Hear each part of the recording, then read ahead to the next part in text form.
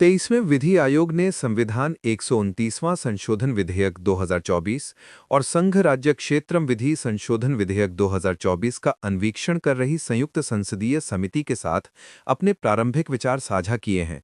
दोनों विधेयकों का उद्देश्य एक राष्ट्र एक चुनाव को संभव बनाना है।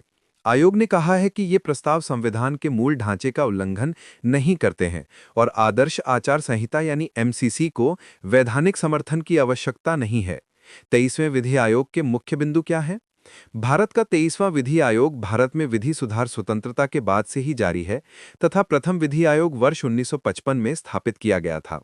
केंद्र सरकार ने 1 सितंबर 2024 से 31 अगस्त 2027 तक 3 वर्षीय कार्यकाल हेतु 23वें विधि आयोग का गठन किया है, जिसमें न्यायमूर्ति सेवानिवृत्त दिनेश महेश्वरी को अध्यक्ष नियुक्त किया गया है। आयोग में एक पूर्णकालिक अध्यक्ष, 4 पूर्णकालिक सदस्य, विधि मामलों और विधायी विभागों के सचिव पदेन सदस्य तथा अधिकतम 5 अंशकालिक सदस्य शामिल होते हैं। इसका कार्य गतकालिक विधियों की समीक्षा और निरसन, विधिक भाषा और प्रक्रियाओं का सरलीकरण तथा वर्तमान आर्थिक आवश्यकताओं के अनुरूप विधि निर्माण करना है। आयोग विधिक मुद्दों पर सरकार को परामर्श भी देता है तथा सुभेद्य समूहों पर वैश्वीकरण के प्रभाव का अध्ययन भी करता है। एक राष्ट्र एक चुनाव विधेयक के संबंध में 23वें विधि आयोग के विचार। आयोग ने कहा कि एक राष्ट्र एक चुनाव विधेयक संविधान की मूल संरचना का उल्लंघन नहीं करता है तथा यह भी कहा कि संघवाद और मतदाता के अधिकार पूर्णतया सुरक्षित हैं। इसने स्पष्ट किया कि चुनावों को एक साथ करने से केवल मतदान की आवृत्ति और समय में परिवर्तन होता है तथा इससे किसी भी तरह से मतदान का लोकतांत्रिक अधिकार क्षरित नहीं होता है। आयोग का मानना है कि विधेयक को राज्यों द्वारा अनुसमर्थन की आवश्यकता नहीं है, क्योंकि वे अनुच्छेद 368(2) खंड ए से खंड ई तक के विषयों में संशोधन का प्रस्ताव नहीं करते हैं, जो राज्य अनुसमर्थन को अनिवार्य बनाते हैं। एक साथ चुनाव कराने को सकारात्मक दृष्टि से देखा जा रहा है, क्योंकि इससे समय और धन की बचत होगी। आदर्श आचार संहिता। विधि आयोग ने एमसीसी को विधिक दर्जा देने के विरुद्ध अनुशंसा की, ये तर्क देते हुए कि इसे संहिताबद्ध करने से चुनावों के दौरान निर्णय प्रक्रिया धीमी हो जाएगी। इसमें इस बात पर जोर दिया गया कि वर्तमान नम्य सर्वसम्मति आधारित आदर्श आचार संहिता बेहतर काम करती है, क्योंकि यह निर्वाचन आयोग को आवश्यकता पड़ने पर शीघ्र कार्रवाई करने की अनुमति देती है। भारतीय संविधान की आधारभूत संरचना का सिद्धांत क्या है?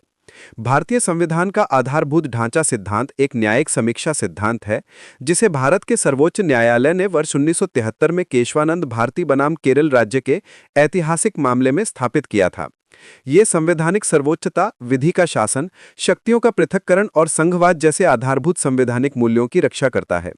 ये भी माना गया है कि संसद अनुच्छेद 368 के अंतर्गत संविधान की इन आवश्यक विशेषताओं में संशोधन या उन्हें नष्ट नहीं कर सकती है। ये वर्ष 1949 के वर्ल्ड युद्ध जर्मन संविधान से जुड़ा हुआ है, जिसने नाजी युग के बाद आवश्यक सिद्धांतों की रक्षा की थी। आधारभूत संरचना के सिद्धांत के तत्व। सर्वोच्च न्यायालय ने यह स्पष्ट कर दिया है कि मूल विशेषताओं की सूची संपूर्ण नहीं है। न्यायालय आवश्यकता के आधार पर नए मामलों में इसकी पहचान करता है। इसमें कई मुख्य तत्व जैसे संविधान की सर्वोच्चता, एक संप्रभु लोकतांत्रिक और गणतांत्रिक सरकार, धर्मनिरपेक्षता, संघवाद, विधि का शासन और शक्तियों का पृथक्करण शामिल हैं। इसमें न्यायिक समीक्षा, न्यायपालिका की स्वतंत्रता, स्वतंत्र और निष्पक्ष चुनाव, संसदीय प्रणाली और राष्ट्र की एकता और अखंडता भी शामिल हैं। अन्य आवश्यक विशेषताओं में मौलिक अधिकारों की प्रधानता, मौलिक अधिकारों और राज्य नीति के निर्देशक तत्वों डीपीएसपी के बीच सामंजस्य तथा अनुच्छेद 32, 136, 141 और 142 के तहत सर्वोच्च न्यायालय की शक्तियां, साथ ही अनुच्छेद 226 और 227 के तहत उच्च न्यायालयों की शक्तियां शामिल हैं। आधारभूत संरचना सिद्धांत का महत्व। संवैधानिक पहचान की सुरक्षा। संसद को संविधान की मूल विशेषताओं को बदलने या समाप्त करने से रोकता है और निरंतरता और स्थिरता सुनिश्चित करता है। बहुमत की शक्ति पर अंकुश।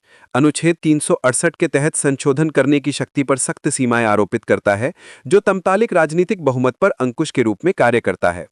मौलिक अधिकारों की रक्षा करता है। यह सुनिश्चित करता है कि समानता, स्वतंत्रता और विधि के शासन जैसे आवश्यक अधिकारों को संशोधनों के माध्यम से कमजोर नहीं किया जा सकता। न्यायिक समीक्षा को मजबूत करता है। यह न्यायालयों को संवैधानिक अनिवार्यताओं को नुकसान पहुंचाने वाले संशोधनों को अमान्य करने का अधिकार देता है और जवाबदेही को मजबूत करता है। स्वतंत्र और निष्पक्ष चुनाव सुनिश्चित करता है। ऐसे संशोधनों पर रोक लगाता है जो लोकतांत्रिक प्रक्रियाओं को विकृत कर सकते हैं या चुनावी अखंडता को कमजोर कर सकते हैं। संविधान को एक जीवंत दस्तावेज बनाए रखता है। संविधान के आधारभूत दर्शन को नष्ट होने से बचाते हुए प्रगतिशील परिवर्तनों की अनुमति प्रदान करता है। एक राष्ट्र एक चुनाव क्या है? परिचय। एक साथ चुनाव या एक राष्ट्र एक चुनाव एक ही समय में लोकसभा, राज्य विधानसभा और स्थानीय निकाय चुनाव कराने को संदर्भित करता है।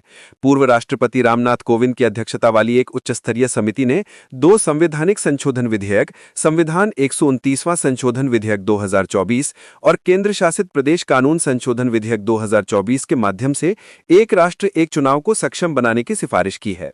ऐतिहासिक संदर्भ। भारत में वर्ष 1951 से 1967 तक समकालिक चुनाव हुए थे, जिसके दौरान लोकसभा और अधिकांश राज्य विधानसभाओं के चुनाव एक साथ हुए थे। हालांकि राजनीतिक कारणों से विधानसभाओं के समय से पहले भंग होने के कारण ये प्रथा समाप्त हो गई। 1960 के दशक में राजनीतिक अस्थिरता और दल बदल के कारण चुनाव चक्र और भी ज्यादा अलग हो गए। एक साथ चुनाव कराए जाने के पक्ष में तर्क, शासन में निरंतरता को बढ़ावा मिलता है क्योंकि बार बार होने वाले चुनावों के कारण सरकार और नेताओं का ध्यान विकास और कल्याण कार्यों से विचलित नहीं होता है। नीतिगत पक्षाघात की स्थिति कम होती है क्योंकि आदर्श आचार संहिता बार बार लागू नहीं करनी पड़ती, जिससे योजनाओं और निर्णयों का निर्बाध निष्पादन संभव होता है।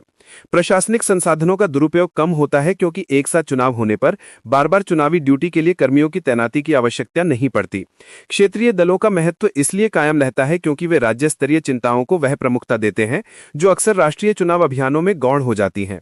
शासन पर केंद्रित करना आसान हो जाता है क्योंकि चुनावों की संख्या कम होने से राजनीतिक व्यवधान कम होते हैं, चुनावी आक्रामकता में कमी आती है और जन आवश्यकताओं पर अधिक फोकस किया जा सकता है।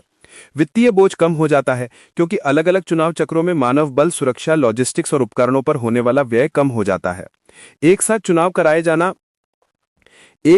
कराए जाने का उद्देश्य भारत की चुनावी प्रक्रिया को सरल बनाना, शासन को मजबूत करना और प्रशासनिक और वित्तीय बोझ को कम करना है। 23वें विधि आयोग द्वारा इसकी संवैधानिक वैधता की पुष्टि के बाद अब बहस का केंद्र इसकी व्यावहारिक व्यवहार्यता और राजनीतिक सहमति पर आ गया है।